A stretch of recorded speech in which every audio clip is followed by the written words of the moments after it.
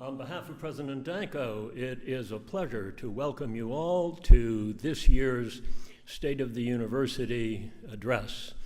A warm welcome to all students, to faculty and staff, trustees, friends of Butler University, and especially warm welcome to alumni who are returning for homecoming this weekend.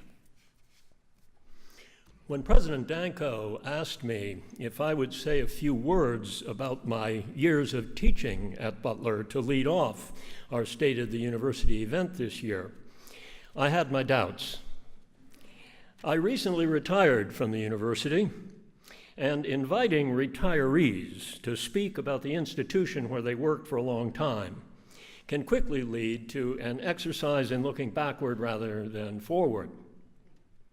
As you will soon hear from the president, one of the main themes this afternoon is the need for Butler to make bold decisions so that we can continue to move forward.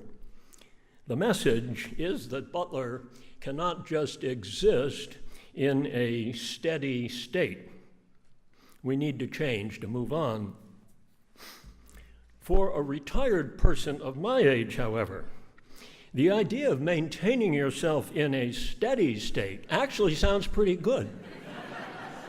Because, of course, the alternative is some sort of deterioration. Be that as it may, let me make a few remarks that are relevant, I hope, to our reflection this afternoon on the state of our university. I want to focus my remarks around the theme of change and tradition. As some of you know, Change and Tradition was the name of an interdisciplinary core course at Butler, the parent course of our current Global and Historical Studies program. Faculty from many different departments and colleges were involved in the Change and Tradition project, and excellent leadership was provided by the history professor who chaired the course during its formative years, Paul Hansen.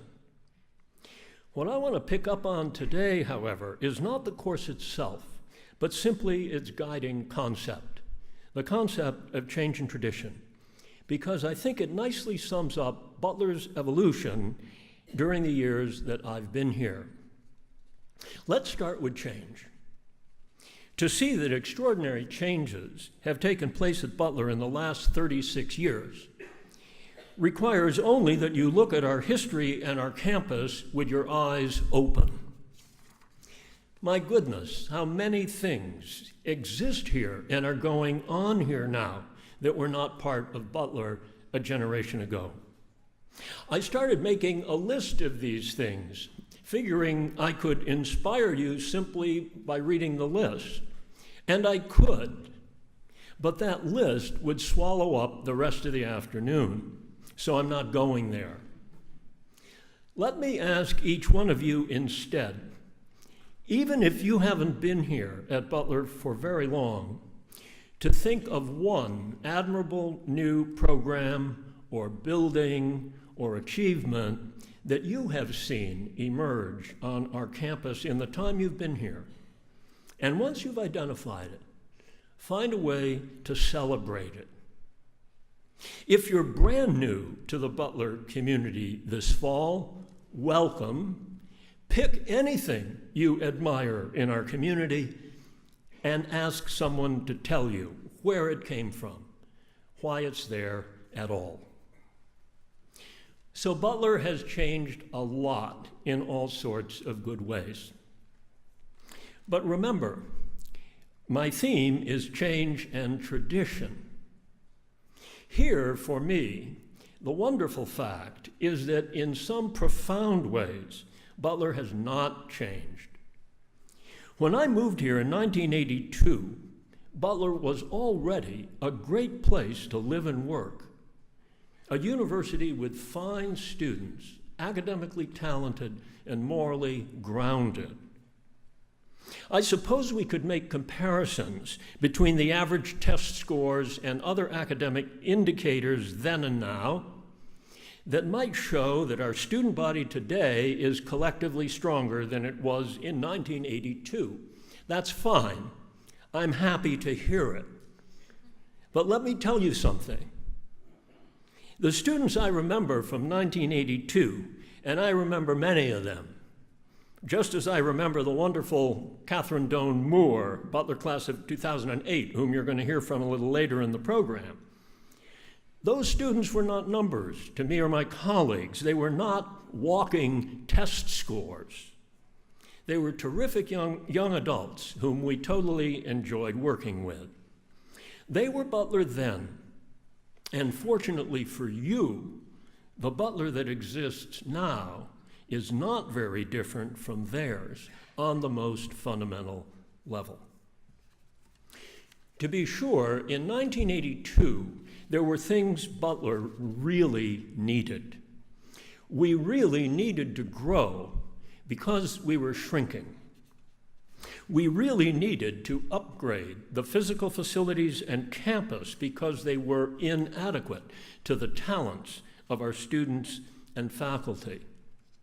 We really needed to clarify our identity as a residential university focused on undergraduate education. And we really needed to enhance Butler's visibility in the Indianapolis community, in the Midwest, in scholarly communities, and nationally. What I find so exciting now, as I look back, is that we have actually accomplished all of those things.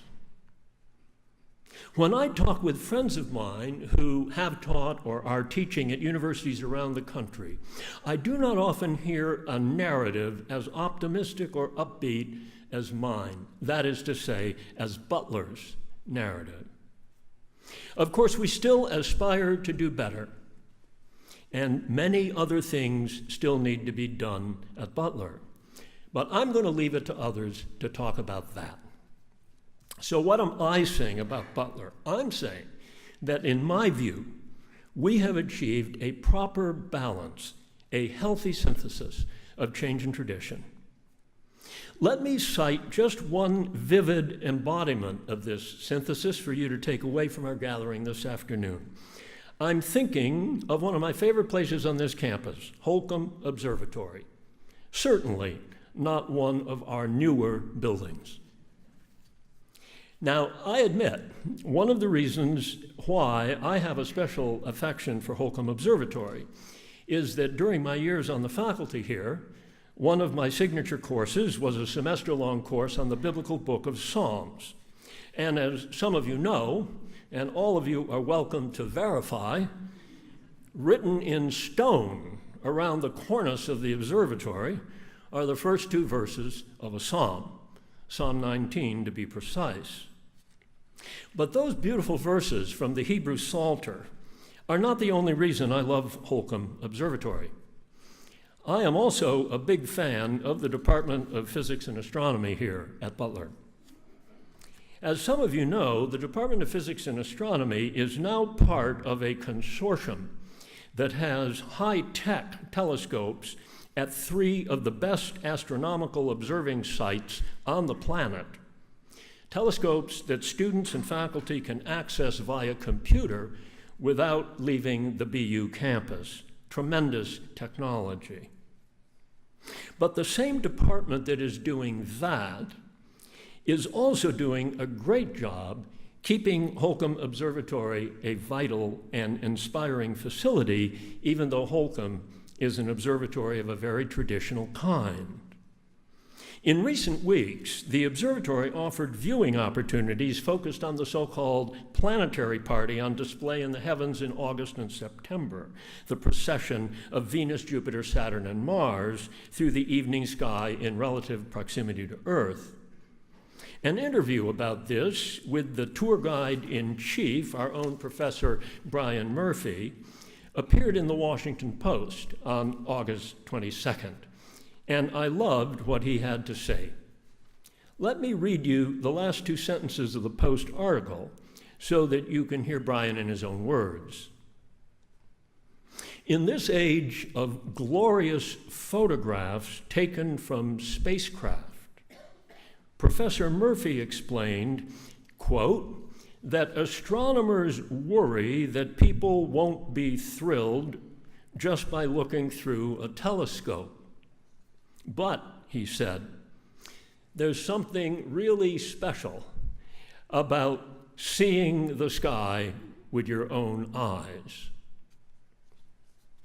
For me, Professor Murphy's celebration of the wonder of looking at the sky with your own eyes is a beautiful emblem of the kind of education we aspire to deliver here at Butler.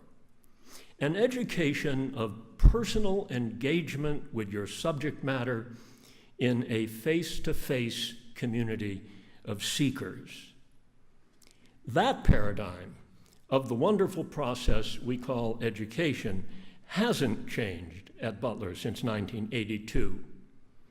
It hasn't changed, indeed, since the days of Confucius and Socrates.